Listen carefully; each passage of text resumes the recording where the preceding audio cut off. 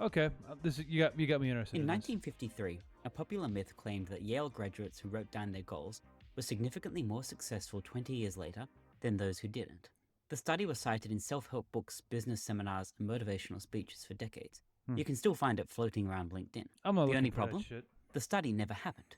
It was completely fabricated. What? A ghost that wandered the halls of corporate training programs like a benevolent poltergeist. Hey, But is it this persisted. Like a bad penny, it kept showing up for decades.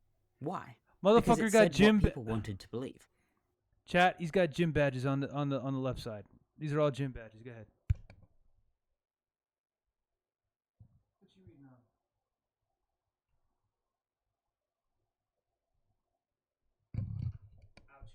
on? A lot of Ryan Holiday. I've read Ryan Holiday. South Godin. Who the hell is that? That clarity of ambition would bring control, that intention would yield destiny. The cult of goal setting converts uncertainty into an illusion of progress.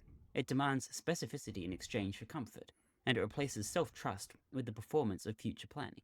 That makes it wildly appealing to organizations, executives, and knowledge workers who want to feel like they're doing something without doing anything unpredictable. The more interesting question is, who is not setting goals, and why? It turns out that many of the people doing genuinely innovative work avoid explicit goals entirely. They work within constraints instead. A goal is a win condition. Constraints are the rules of the game. This dude is kind of creeping me out. I'm not gonna lie. Maybe it's the hair. But not all games are worth playing, and some of the most powerful forms of progress emerged from people who stopped trying to win and started building new game boards entirely.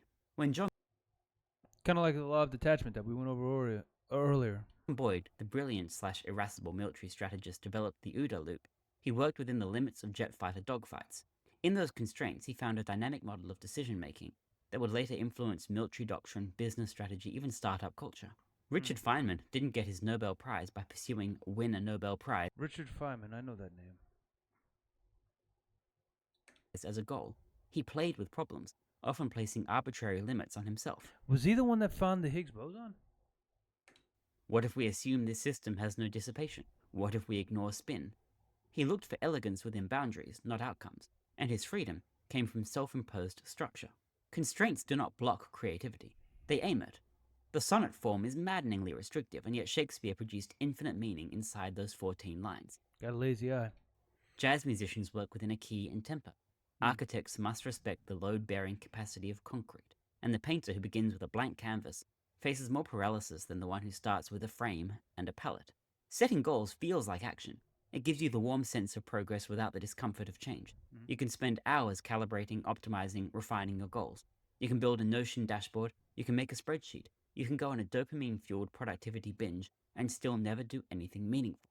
Because goals are often surrogates for clarity. We set goals when we're uncertain about what we really want. We set goals when we're uncertain about what we really want. What the hell does that even mean? What the hell does that even mean? We set goals because we don't know what we want. If you set a goal, then I guess that means that you know what you want. The goal becomes a placeholder. It acts as a proxy for direction, not a result of it. In World War II, when Allied bombers returned to base riddled with bullet holes, engineers initially proposed reinforcing the areas with the most damage. Right. But statistician Abraham Wald pointed out the flaw. They were only seeing the planes that made it back. The holes marked the survivable areas. The real vulnerabilities were the untouched parts on the returning planes, because the ones hit there never came home. Goals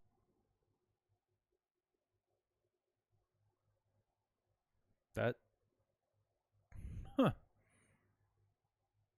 often focus our attention on those visible holes. But it's the invisible constraints that tell us what really matters. When people talk about goals, they often bring up NASA. NASA had a fixed budget, fixed timeline, and a goal that bordered on the absurd: land a man on the moon before the decade was out. But what made it possible wasn't the moonshot goal itself. It was the sheer range of constraints: weight, heat, vacuum, radio delay. I see what you have. The more constraints you have, the more focused that you are. The more focused that you are, the more efficient your effort is going to be. The more your effort is going to be impactful. And the more impactful that your effort is, the more you are able to achieve a goal or have a result. Computation. Each constraint forced creative It's like putting light through a lens, basically. If you put light through a lens, the more lenses you have, the easier it is to create like a laser. workarounds. Slide rules and paper simulations gave us one of the most improbable technological feats in history. Because constraints make solutions not obvious, they force the kind of second-order thinking that goals actively discourage. Instead of aiming for a finish line, the constrained mind seeks viability. It doesn't ask, how do I get there? It asks, what's possible from here? A goal set at time t is a bet on the future from a position of ignorance. The more volatile the domain, the more brittle that bet becomes. This is where smart people get stuck. The brighter you are, the more coherent your plans tend to look on paper.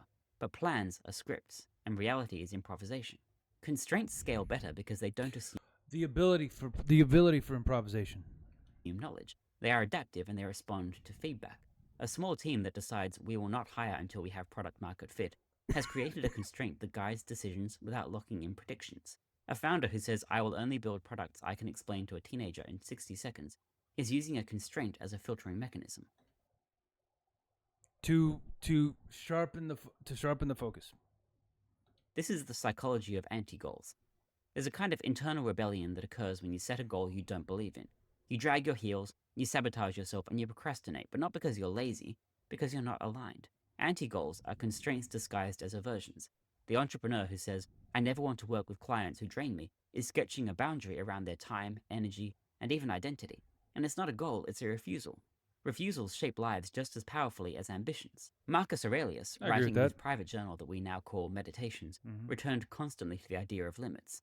He didn't prescribe grand goals. He reminded himself what not to do. Don't lie. Don't whine. Mhm. Don't be ruled by impulse. The Stoic path itself is constraint-oriented. It avoids You're not going to go on the well, you do have a lot of books on Ryan Holiday, so the seduction of by outcomes. Ryan Holiday. Think about the career of the constraint setter.